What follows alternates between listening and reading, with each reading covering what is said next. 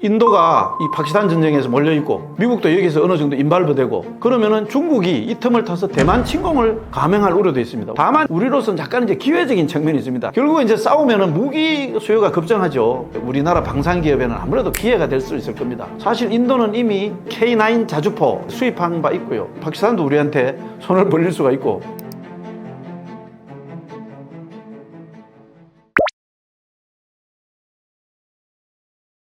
전쟁이 일어났는데 오늘날 대립관계에 있는 미중이 소환되는지 요 배경을 한번 살펴볼 필요가 있는데요. 우선은 도널드 트럼프 미국 대통령은 인도 파키스탄이 이제 사실 직접적으로 막 미사일 교전을 하고 있는 그런 지난 7일에만 해도요. 양국은 원래 오랜 기간 싸워왔다. 그 트럼프 특유의 화법이 있습니다. 이 상황이 빨리 끝났으면 좋겠다. 이런 아주 원론적인 입장을 밝혔고요. 벤스 부통령도 또 그 다음날 이거는 근본적으로 미국과 관련이 없는 사안이다. 이 미국의 통제 범위를 뭐 혈맹국가도 아니고 나름대로 주권국가고 뭐 핵까지 가진 나라들인데 이 범위를 벗어나는 이런 전쟁 한복판에 굳이 미국이 휘말리지 않을 것이다. 이렇게 해서 또 맞장구를 쳤습니다. 다만 이제 요 행간을 잘 읽어보면요. 미국 국무부가 이제 22일 날 지난달에 마할감 테러가 일어났죠. 파할감 테러가요. 요때 이제 이 테러를 일어나는 걸 보고 테러는 강력히 이제 일어나서는 안 된다. 이렇게 이제 비난을 했습니다. 그러니까 이제 이게 테러라는 걸고 테러를 어떤 그런 나쁜 것이다. 이렇게 이제 했는 거는 결국은 중국 견제라는 이해관계가 맞아떨어지는 인도를 사실상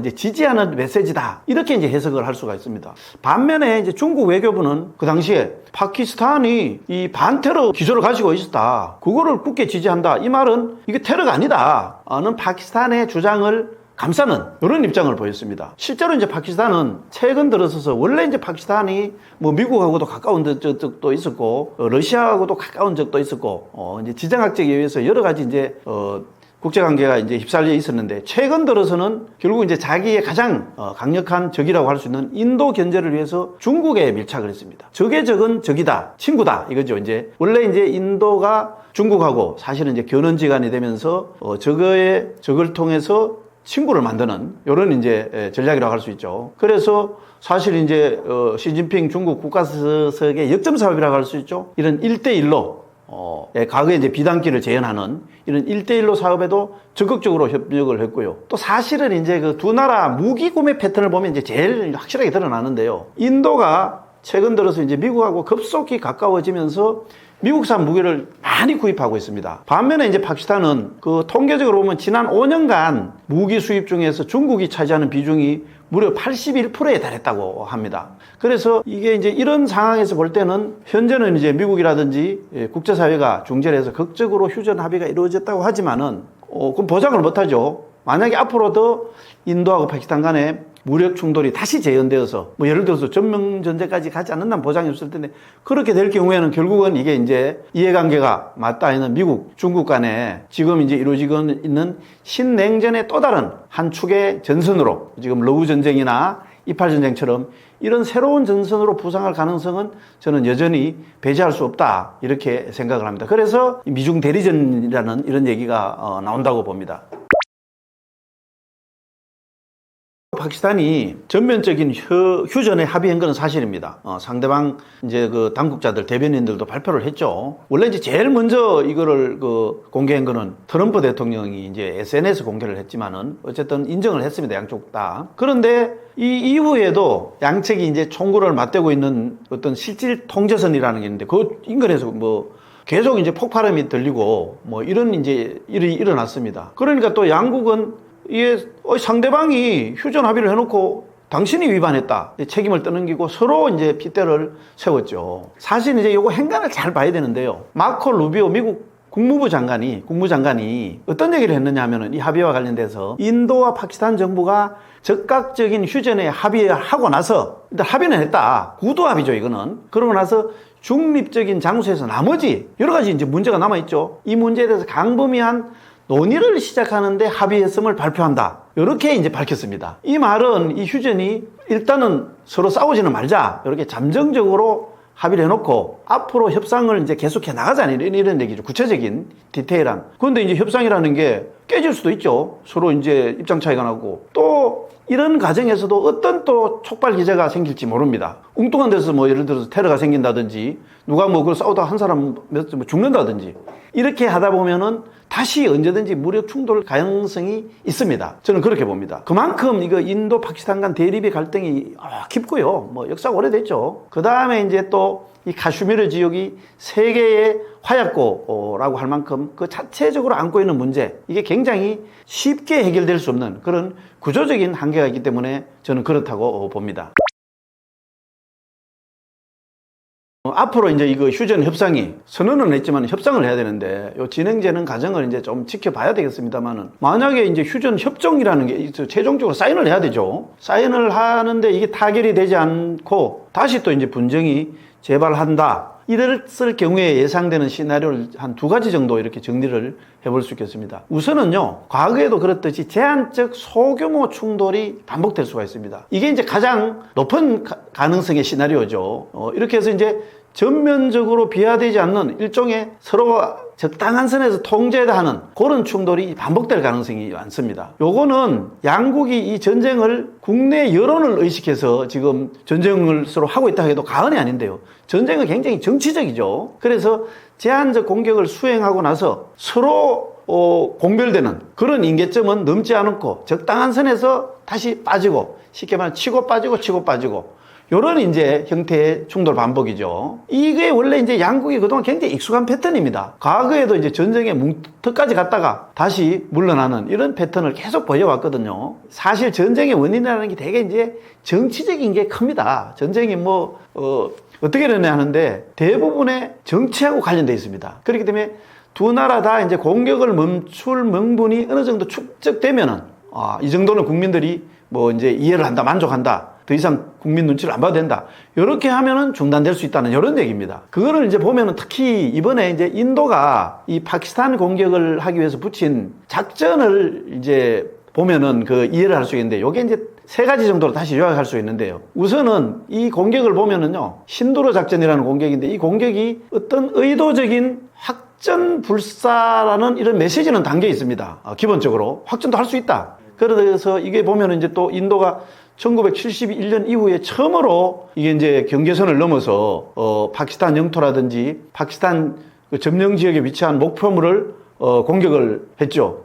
다만 이제 이 공격이 어떻게 보면은 물리적인 파괴보다는 심리적 압박에 방점을 두고 있는 이런 느낌을 갖고 있습니다. 그 2번째는 일종의 이제 선택적 이런 정밀 타격인데요. 요거는 레이더 회피 기술이라든지 그 다음에 장거리 타격 능력을 바탕으로 민간인 피해를 최소화하고, 또 이제 전쟁에서도 국제법이 나름대로 있죠. 그래서 국제법에는 자위권 행사라는 게 있는데, 이런 자위권 행사를 하기 위한 명분을 마련한다든지, 그 다음에 이제 전쟁을, 충돌을, 시작한, 이제 그 원인이 바로 이제 테러잖아요. 이 파키스탄 내에 있는 테러 인프라, 요런 거를 약화시키는 것이라는, 요런 것들을 동시에 노렸다, 이렇게 보면 되겠습니다. 3번째 이제 특히 이제 눈에 띄는 게 바로 이 앞서 얘기했던 신두르라는 작전용입니다. 요게 이제 원래 국내 여론 결집용입니다. 신두르라는 이름을 붙인 게 보면, 이게 이제 신두르라는 게 우리가 인도 여행할 때 보면은 그 여성들이 이마에 그 정수리 부분, 요 이마 같은 데 보면 빨갛게 이렇게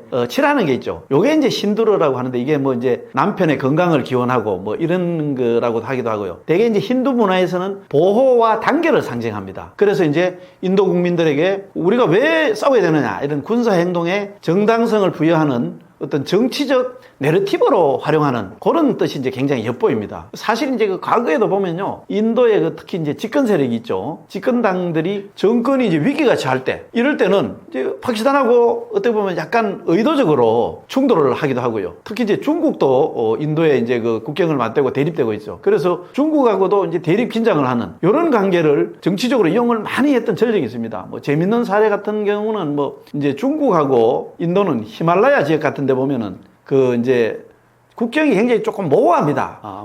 아니면 산사태가 나서 바뀔 수도 있고, 그런데 그럴 때 이제 인도의 집권당이 조금 여론에서 밀리고 자칫하면은 선거에 패배할 그런 우려가 있다, 이러면은 거기서는 총도 쓸 필요가 없습니다. 몽둥이 들고 가서 중국 사람들하고 몇 번 싸움 붙고 이러면은 바로 그냥 인도의 여론이 돌아서는, 이런 거를 재미를 많이 봤기 때문에 이런 측면이 상당히 있다고 봐야 되죠. 그래서 이제 이런 어떤 확전을 하지 않으면은 자전 충돌로 여러 가지 정치적인 효과를, 심리적인 효과를 넣는 게 이제 기본이라고 한다면은, 사실 이제 우리가 다음에 또 생각해야 될 거는 뭐냐면 가장 위험한 것은 바로 이제 전면전이죠. 전면전은 사실은 이제 핵까지도 생각을 해봐야 되는데 두 나라 다 핵을 갖고 있기 때문에요. 근데 그렇게 해서 이제 확전될 경우인데 요거는 일단은 파키스탄 입장에서 먼저 생각을 해봐야 됩니다. 왜냐하면 파키스탄 입장에서는 이번에 인도가 인더스강 조약 IWT라고 하는데요. 이거를 이제 중단하겠다. 이렇게 선언했는데 이거는 파키스탄의 생존을 위태로 하고는 아주 실존적인 위협입니다. 왜 그러냐면 파키스탄의 그 인더스 강은 인도도 마찬가지지만은 생명의 젖줄입니다. 그러면서 이거를 건드리는 건 아킬레스건이라고도 할 수 있습니다.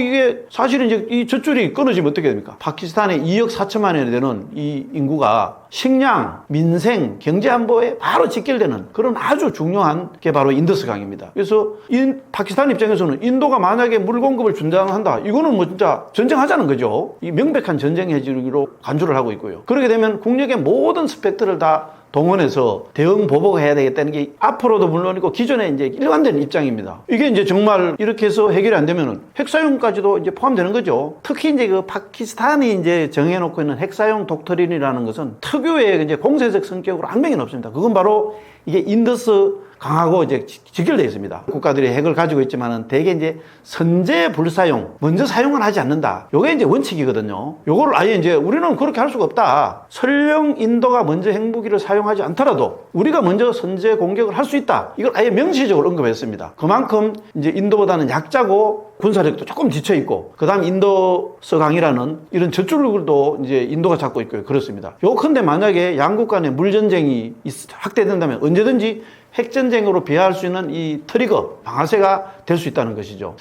그런 점에서 이제 굉장히 우려스러운데, 인도와 파키스탄은 현재 이제 한 170개 정도 핵탄두를 보유하고 있는 걸로 국제사회는 알고 있습니다. 이제 두 나라 핵을 가진 뭐 배경은 여러 가지가 있습니다. 이제 인도는 사실은 이제 중국을 겨냥해서 핵을 가졌다는 게 정설이고요. 그 다음에 이제 파키스탄은 인도가 그 당시에 이제 벵글라데시를 파키스탄 중에서 이 동파키스탄을 인도가 개입해서 분리됐죠. 이런 걸 겪으면서 이제 우리도 핵이 없으면은 인도에 대항할 수 없구나. 군사력이 비등비등하면 모르겠는데 군사력도 처지고, 그래서 이제 정말 무리를 해서 핵을 가지게 됐죠. 근데 이제 이 문제는 보통 이제 그 냉전 시대도 그런 게 있었는데요. 핵이라는 거는 이제 불가피하게 뭐 오발도 있을 수가 있고요. 그 다음에 잘못된 판단으로 뭐 이렇게 이제 오해가 생길 수도 있는데, 그래서 반드시 양국 간의 하트라인 같은 거를 갖고 있습니다. 그런데 지금 인도와 파키스탄은 이런 하트라인이 없는 상태라고 할 수 있는데, 여기서 이제 사소한 오해가 정말로 뭐 이제 인더스 강물을 끊든지 이렇게 이제 오해가 된다면 이게 아주 파멸적인 재앙을 초래할 수 있죠. 그렇게 되면은 이제 그 가상적으로 생각하면 한 일주일 만에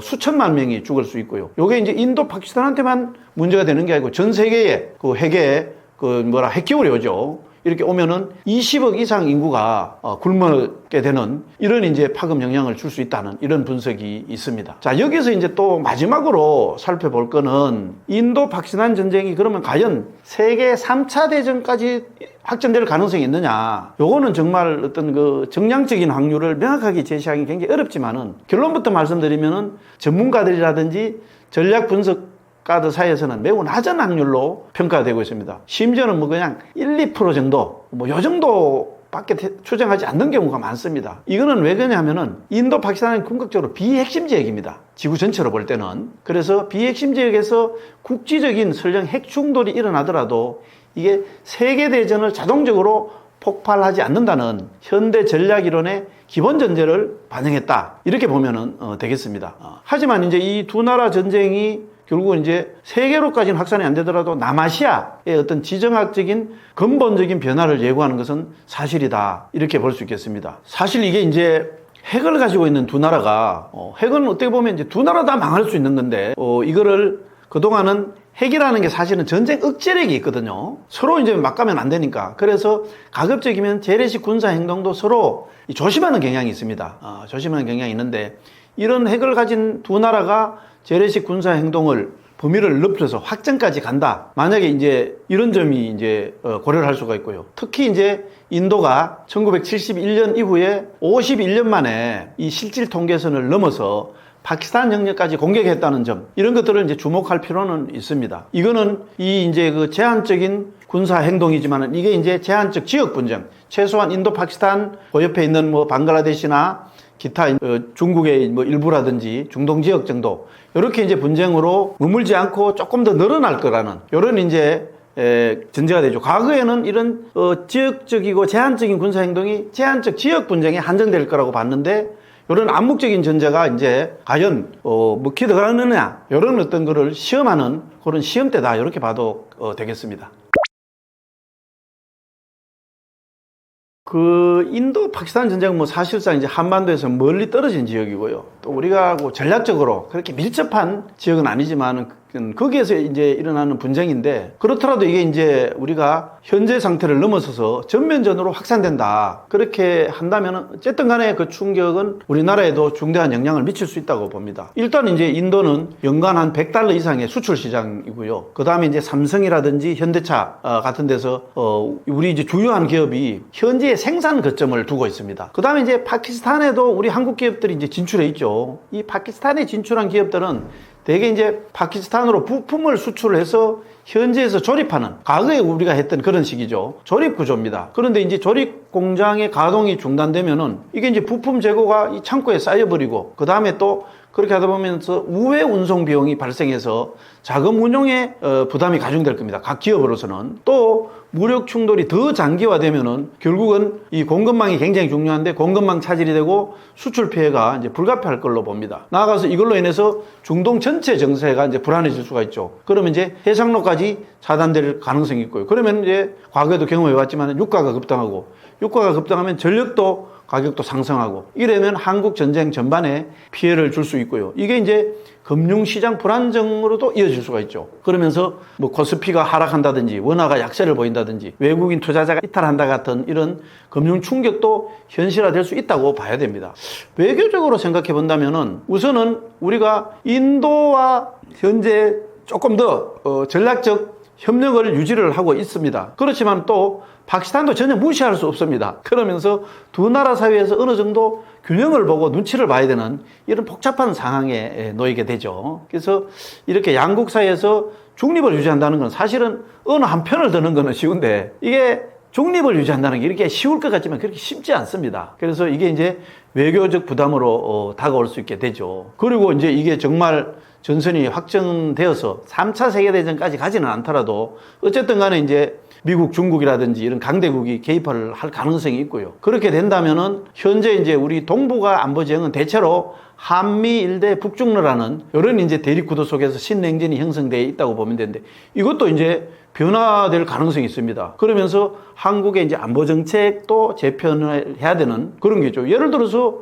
인도가 이 파키스탄 전쟁에서 몰려있고 미국도 여기서 어느 정도 인발브되고 그런데 그러면은 중국이 이 틈을 타서 대만 침공을 감행할 우려도 있습니다. 원래 이제 인도가 중국이 대만 침공을 함부로 할 수 없는 여러 가지 이유가 있는데 그 중에 하나는 대만 침공하는 중에 인도가 자기들을 저기 뒤에서 뒤통수를 때리면 어떡하냐 이것도 있거든요. 그런데 이제 그 염려가 없어지면은 대만 침공을 할 수도 있고요. 그 다음에 이제 그런 상황에서 북한도 무력 도발을 할 수가 있다. 뭐 이렇게 이제 가정을 할 수가 있습니다. 다만 이제 우리로서는 약간 이제 기회적인 측면이 있습니다. 남의 불행이 나의 행복이다. 뭐 이런 얘기라고 할 수 있는데 결국 이제 싸우면은 무기 수요가 급증하죠. 그러면은 이제 우리나라 방산기업에는 아무래도 기회가 될 수 있을 겁니다. 사실 인도는 이미 그 K9 자주포 이걸 이제 수입한 바 있고요. 그렇게 이제 양측 간의 대립 갈등이 심해야 됩니다. 인도에서부터 이제 일단은 우리 K방산에서 수출 확대를 할 수 있고 뭐 급하면 파키스탄도 우리한테 손을 벌릴 수가 있고 이렇게 돼서 어떤 무기를 수출하는 방산기업은 나름대로 또 도움이 되지 않을까 이런 측면도 있다고 생각을 합니다.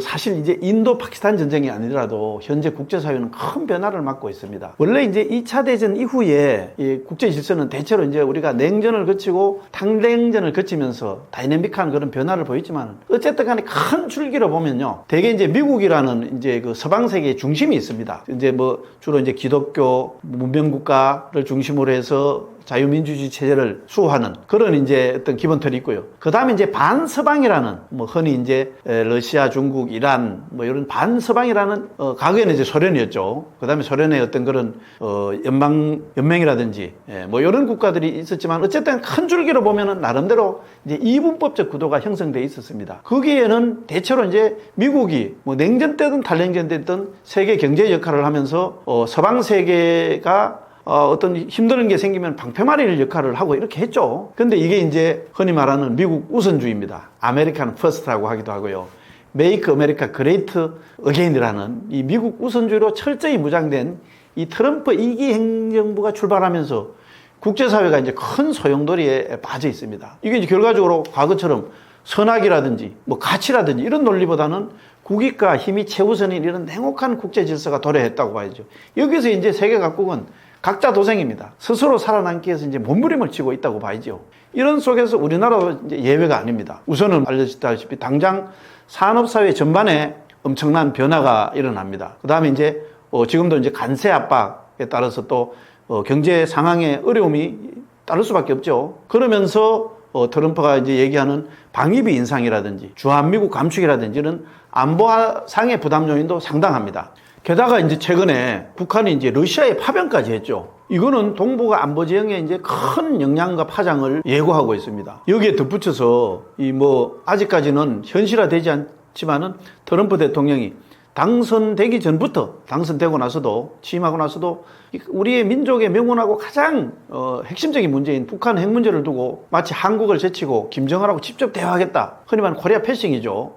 이런 우려마저 나타나고 있는 상황입니다. 이 와중에 이제 현재 2차 대전 이후에 큰 전쟁이 한꺼번에 2번 일어나는 게 처음이라고 하는데요. 이 러우 전쟁과 이팔 전쟁이 지금 아직도 ING입니다. 여기에다가 이제 인도, 파키스탄까지 앞으로 어떻게 진행될지 모르겠지만은 이게 이제 정말 어떤 상황으로 전개되느냐에 따라서 한국의 안보 지형이 굉장히 점점 더 복잡해지고 있다. 이렇게 볼 수 있겠습니다. 어쨌든 우리로서는 외교 안보 자산을 총동원해서 이 난국을 극복해야 됩니다. 그렇지만 아직까지는 제가 볼 때는 뭐니 해도 가장 중요한 거는 우리가 꼭 지켜야 할 것은 바로 이 한미동맹이고 이 한미동맹의 기초에서 이 문제를 풀어나가야 된다. 이렇게 볼 수 있습니다.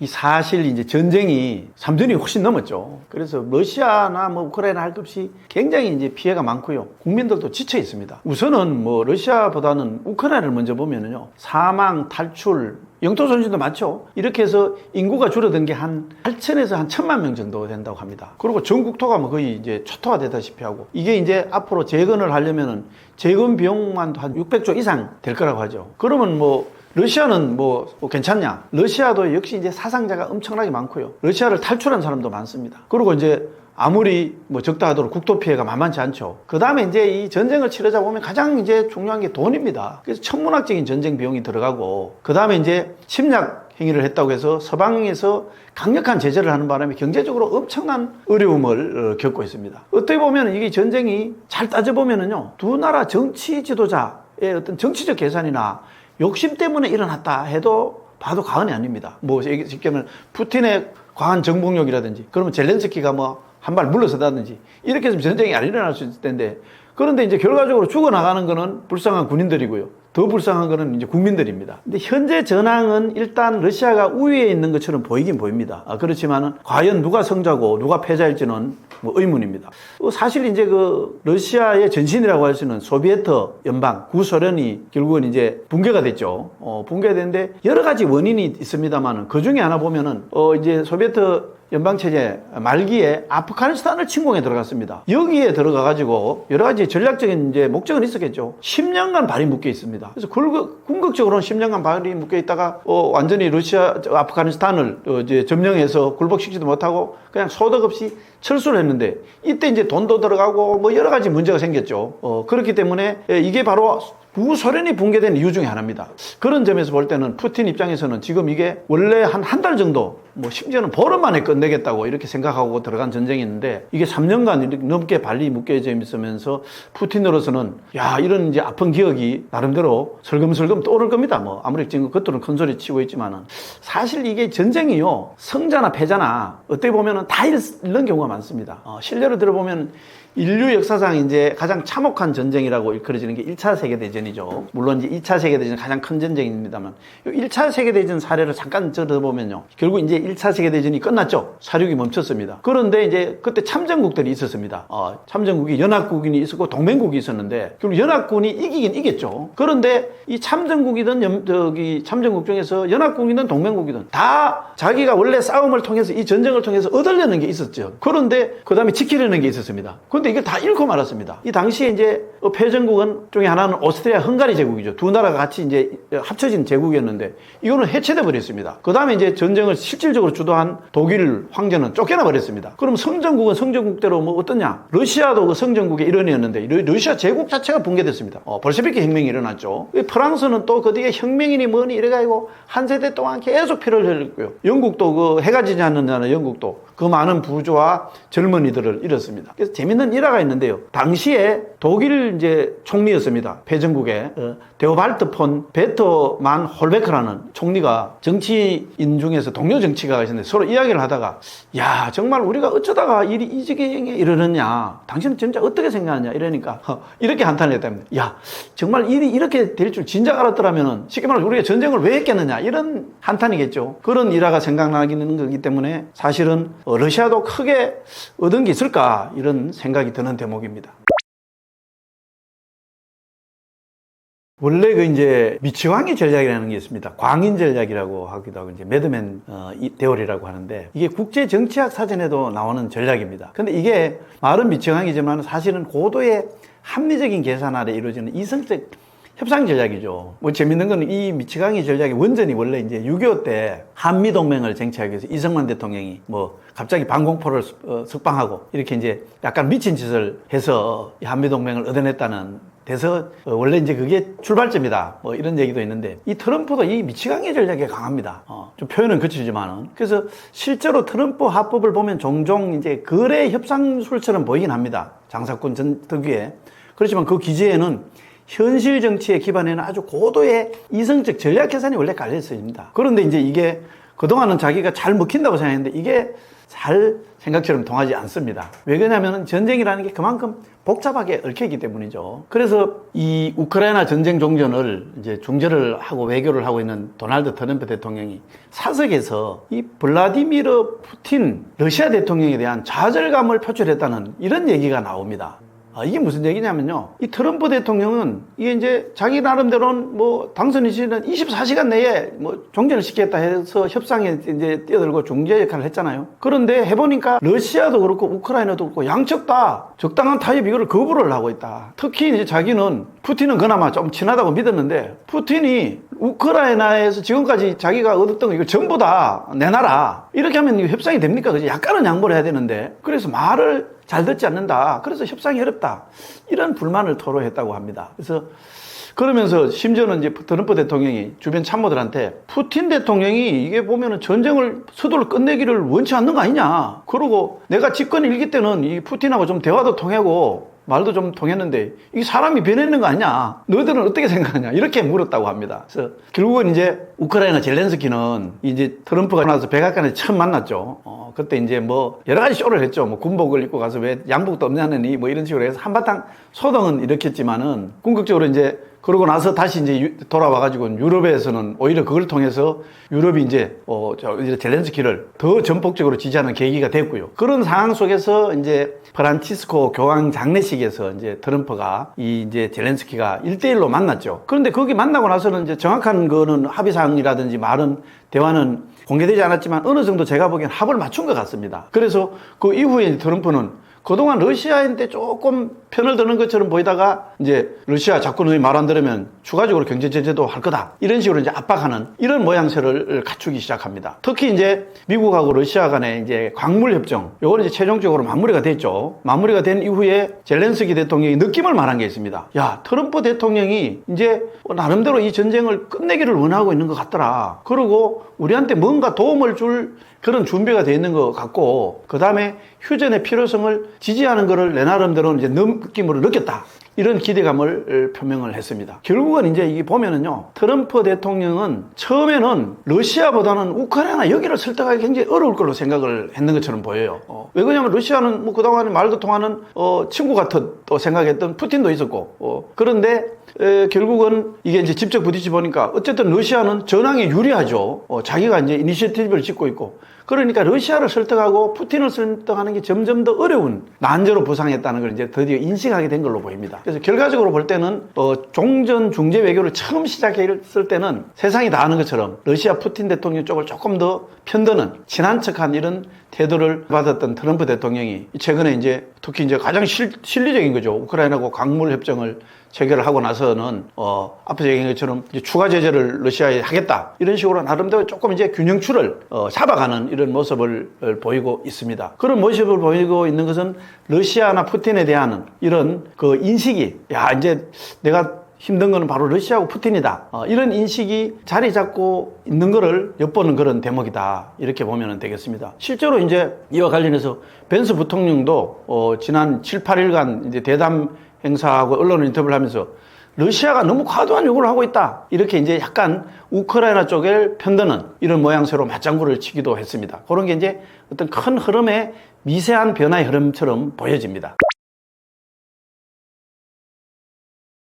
자, 먼저 휴전이 결정되고 나면은 우리나라에 어떤 기회가 오고 어떻게 대응해야 하느냐, 요거를 살펴본다면은요, 사실 이제 러시아는 본토가 크게 뭐 타격을 입지 않고 또 경제도 뭐 군수산업 해서 전시 경제로 붙어 있다고 합니다. 그래서 무기 생산하고 그 다음에 또 참여하는 군인들 봉급 주고 이걸로 이제 전시 경제로 버티고 있다고 하죠. 그렇지만은 국제사회 제재라든지 외국 기업이 철수하고 이렇게 해서 타격이 크고요. 제일 심각한 건 인플레이션입니다. 돈을 자꾸 푸니까요. 그렇게 해서 이제 러시아는 사실은 이 전쟁을 어떻게 보면은 뭐 푸틴 입장에 질질 끌고는 있지만은 욕심으로는 하루 빨리 이 전쟁을 끝내고 그러면은 국제사회의 신뢰도 회복하고 그래 이제 인플레도 잡고 그렇게 못한다면 앞으로 최악의 경제난에 직면할 가능성이 있습니다. 이 경제난에는 버틸 장사가 없죠. 그러면은 종신집권 기반을 갖추고 있는 푸틴 기반도 사실은 안전하다고 할 수 없습니다.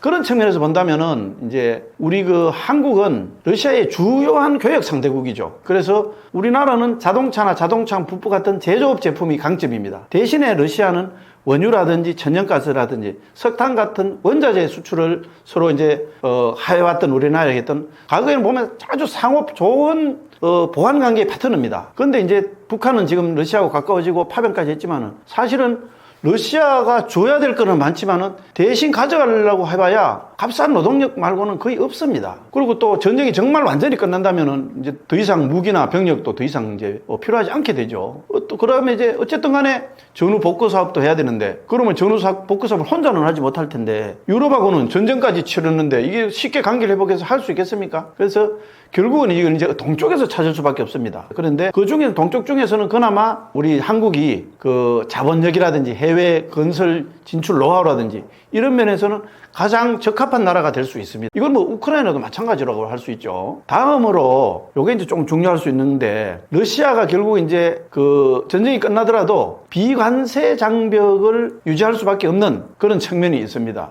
그럴 때 따라서 우리나라가 어떻게 대응했느냐 요걸 한번 정리를 해보면은요. 우선은 러시아 우크라이나 전쟁이 종료되더라도 이게 여러 가지 입장에서 예를 들어서 경제 제재라든지 서방 세계하고 단절을 해왔고 이렇게 해서 자국 경제를 보호하기 위해서는 비관세 장벽을 더 강화할 가능성이 큽니다. 그렇게 되면 이게 이제 한국 기업의 재진출에 큰 도전이 될 수 있다고 저는 봅니다. 왜냐하면은 이 때문에 여기서 한국은 조금 더 효율적인 전략을 잘 마련한다면 된다면은 러시아에서 다시 진입할 수 있는 기회가 생길 수 있다고 보거든요. 그래서 이걸 구체적으로 좀 살펴보면은 첫 번째는 현지화 전략이라고 할 수 있겠습니다. 이거는 현지 생산 및 현지화는 바로 비관세 장벽을 극복할 수 있는 아주 중요한 방법이죠, 전통적으로. 그래서 러시아 내에 제조시설을 설립하거나, 이제는 전쟁이 끝나고 좀 안정되기 때문에, 그 다음에 현지 파트너와 합작 투자를 해서 생산하고 또 공급망도 현지화 한다면은 이 비관세 장벽에 따른 무역 장벽을 넘을 수 있을 거 아니냐. 이렇게 하기 위해서는 특히 이제 자동차라든지 전자제품, 기계 장비와 같은 이런 것은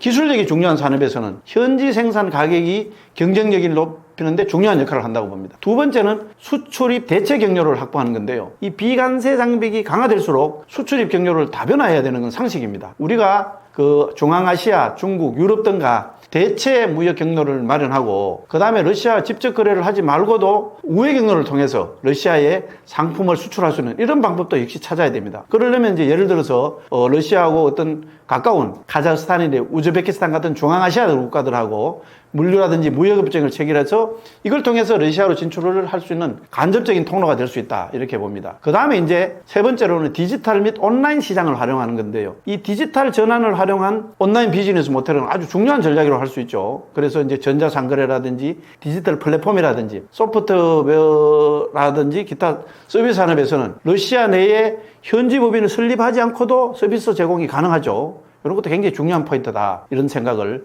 하고 있습니다. 특히 이제 이 디지털 콘텐츠라든지 교육 및 기술 서비스 같은 거는 비물리적인 상품이라고 할 수 있는데, 이 바로 물리적 장벽을 넘을 수 있는 좋은 기회를 제공할 수 있습니다. 그래서 이런 측면을 또 이제 생각해 볼 수 있고요. 그 다음에 이제 러시아 현지 기업과의 파트너십 강화다. 요걸 이제 생각할 수 있겠는데요. 러시아의 비관세 장벽을 넘으려면은 한국 기업이 러시아 시장에 재진출을 해야 되죠. 이제 앞으로 그동안 끊겨져 있을 때, 이때 이제 현지 파트너를 통해서 기술 협력이라든지 브랜드 홍보를 강화할 수 있고요. 그 다음에 현지 네트워크를 활용해서 시장 접근성을 높일 수 있다, 이렇게 보겠습니다. 결론적으로 보면은 러시아의 비관세 장벽이 장화되더라도 어려움은 있겠지만 한국은 현지화라든지 디지털화라든지 산업별로 맞춤형 전략을 통해서 러시아 시장에 재진출할 수 있다고 보고요. 이를 위해서는 이제 정치적 및 외교적 협력이 이제 뒷받침돼야 되겠죠. 그렇게 해서 한국 기업들이 보다 더 유리한 조건에서 시장을 접근할 수 있도록 국가 차원의 지원을 있어야 되고요. 그 다음에 기술 혁신이라든지 지속 가능한 발전을 통해서 경쟁력을 확보해야 된다고 봅니다. 그래서 글로벌 경제 환경에서 변화에 발맞춰서 우리나라가 러시아 시장을 전략적으로 공략할 수 있는 기회를 찾아낸다면은 저는 성공할 수 있을 거라, 이렇게 봅니다. 이 연장선상에서 생각해 본다면은요, 사실 그 소비에트 체제가 무너지고 나서 러시아는 북한보다 한국과 더 밀접한 관계였습니다. 물론 이제 뭐 러시아가 북한에 대해서 이제 뭐 핵개발 이런 것 때문에 국제사회 제재 같은 걸 할 때 보면은 미국을 견제하기 위해서 북한 편을 슬쩍슬쩍 들기도 했지만은 우리 1990년에 러시아하고 수교를 했죠. 그 이후에 한국과 굉장히 우호적 관계를 유지해 왔고요. 교육 규모도 전쟁이 일어나기 전까지는 200억 달러를 넘어서 거의 250억 불까지 가까웠습니다. 뭐 거기에 비해서 북한 내 교육은 아예 없었다고 봐도 과언이 아닙니다. 이제 사실 그런데 이제 그 러시아가 왜 북한을 끌어들이냐면은 전쟁이 일어나다 보니까 이제 무기나 병력도 모자라고, 그러니까 북한이 나름대로 이제 손을 먼저 내밀었고요. 그러니까 그걸 이제 잡았고요. 또 북한으로서도 혈맹이지만은 이게 이제 자기가 살아가는데 제일 중요했다고 생각했던 중국이 이게 도와주긴 도와주는데 찔끔찔끔 도와줍니다. 그래서 굉장히 불만이 많고 이런 차에 러시아라는 뒷배가 필요하다 보니까 이제 서로 손을 잡게 된 겁니다. 그러면 이제 전쟁이 끝나고 나면은 러시아하고 북한 관계는 과연 어떻게 될 거냐, 이게 이제 사실 궁금할 수가 있습니다. 어떻게 보면 당장 용도가 없어지기 때문에 뭐 팽당할 수가 있겠지만은 현재 국제 관계로 볼 때 저는 그럴 가능성은 조금 낮다고 봅니다. 왜냐하면 사실 종전을 한다고 해도요, 러시아는 러시아의 어떤 그런 침략자라는 딱지가 떼지는 건 아닙니다. 그리고 또 종전 자체가 굉장히 불안한 미봉책이기 때문에 언제든지 전쟁이 재발할 가능성도 있죠. 그 다음에 이제 러시아와 우크라이나 간의 앙금이 뭐 전쟁을 하고 나면 다 상처가 깊어지고 앙금이 깊어지고, 그 이후에 또 배후에는 러시아가 자리 잡고 있고, 이런 복잡한 구도가 되기 때문에 러시아는 항상 긴장 상태를 유지를 해야 됩니다. 그래서 러시아가 정말로 뭐 확실한 여기서 이제 전쟁의 테러를 잡기 전까지는 북한이 필요할 겁니다. 또 러시아가 유럽 국가지만은 극동 지역에서도 나름대로의 전략적 우위를 갖기 위해서는 북한이 여전히 유효한 카드입니다. 어떻게 보면은 미국을 견제하는데 중국도 뭐 전략적 동반자로 가깝다고 하지만은 영원히 가까운 건 아니죠. 나름대로 견제가 필요합니다. 그 카드로 북한이 필요합니다. 북한으로서는 이 러시아하고 손을 잡은 게 이제 국제사회의 오랜 제재라든지 불량 국가로서 고립을 탈피하기 일종의 이제 전략이다. 이렇게 보면 되겠는데요. 이거는 이제 앞에서도 얘기했지만은 중국이 도와주긴 했지만은 전문용어로 이유 있는 거리두기입니다. 적당한 거리두기를 해서 이 불량 국가하고 거리두기를 하면서 그 다음에 순망치한 북한이 없으면 안 되기 때문에 끌고 가는 이런 데 대해서 이제 북한이 불만이 많았죠. 그런데 러시아라는 이제 다른 뒷배가 있으면 확실한 안전판이 될 거다. 이런 또 의도도 있을 겁니다. 그래서 그 대신에 이제 장기적으로 볼 때는요, 러시아 입장에서는 이 북한이라는 게 불량 국가입니다. 세계에서 가장 불량 국가고요. 뭐 그렇게 특별히 뽑아먹을 것도 없고요. 그 자칫하면 이게 관계가 오히려 걸림돌이 될 수 있다는 걸 알고 있습니다. 그래서 흔히 이제 이걸 전문용어로 불가근 벌가원이라고 하죠. 그래서 현재 중국이 바로 이렇게 취하고 있는 이유 있는 거리두기 이런 식의 관계로 갈 가능성이 많습니다. 대신에 이제 이 대한민국으로서 우려되는 부분은요, 바로 북러 간의 포괄적 전략 동반자 협정, 일종의 이제 군사 동맹이죠. 이게 한국의 외교 안보 정책에 큰 영향을 미칠 수밖에 없다는 겁니다. 실제로 이제 이 협정을 기반으로 북한의 러시아 파병이 일어났고 이걸로 인해서 대남 위협이 강화되는 결과로 이어졌다. 이렇게 보면 되겠죠. 파키스탄 전쟁이라든지 러우 전쟁 이런 상황도 짚어봤고 그 다음에 이제 거기에 따르는 이제 우리의 안보 상황 이런 것도 같이 좀 생각을 해봤고요. 특히 이제 오늘날 이제 국가의 경쟁력이 경제력이고 경쟁력이 결국은 핵심은 첨단 기술력이다. 이런 상황에서 이 산업 스파이 문제까지도 한번 이렇게 폭넓게 짚어봤습니다. 사실 우리나라는 어떻게 보면은 이제 여러 가지 어려움에 처해 있다는 게 사실입니다. 왜 그러냐면은 그동안 냉전이 끝나고 그 다음에 탈냉전이 이어지고 이 속에서도 북한과 대치해야 되는 이런 이제 냉전의 유산을 여전히 극복하지 못하고 있는 세계에서 유일한 나라고요. 그러면서도 탈냉전 이후에 변화된 이런 안보 상황 속에서도 살아야 되고 거기에다가 최근에 이제 트럼프 2기 행정부가 들어서면서 국제사회가 소용돌이치고 있고 북한 핵 문제까지 우리에게 이제 부담을 주는 이런 상황이 이제 처해 있습니다. 그런 상황에서 또 뭐 사실 좀 어떻게 보면 약간 불행한 일이지만은 국내 이제 정치적으로도 이제 국내의 어떤 그런 현실도 편안하지 못한 이런 상태인데 그렇게 해서 이제 국제 정치학자들 사이에서는 대한민국이 올해가 6.25 전쟁 이후에서 가장 힘들고 중요하고 위험한 시기다 이런 얘기가 있습니다. 그래서 우리가 대신에 우리는 저력이 있는 나라다 저는 생각을 합니다. 사실 2차 대전 이후에 신생 독립국들이 많이 있었는데 그중에서 산업화를 이룩하고 민주화까지 이룩해갖고 세계 10위권의 경제대국을 이룬 그런 나라는 세계에서 유일하다시피 한 나라고 그거를 이루는 게 바로 대한민국 국민들입니다. 그래서 이런 어려움이 있지만은 우리가 이런 현실을 정확하고 냉철하게 인식을 하고 국민들이 힘을 함께 모은다면은 반드시 이 어려움과 위기를 탈출하고 재도약을 할 수 있으리라 저는 확신을 하고 있습니다. 다만 그러기 위해서는 국민들이 좀 더 현실을 정확하게 보고 서로 힘을 모으려는 이런 마음이 있어야 된다 이렇게 생각을 합니다. 예, 감사합니다.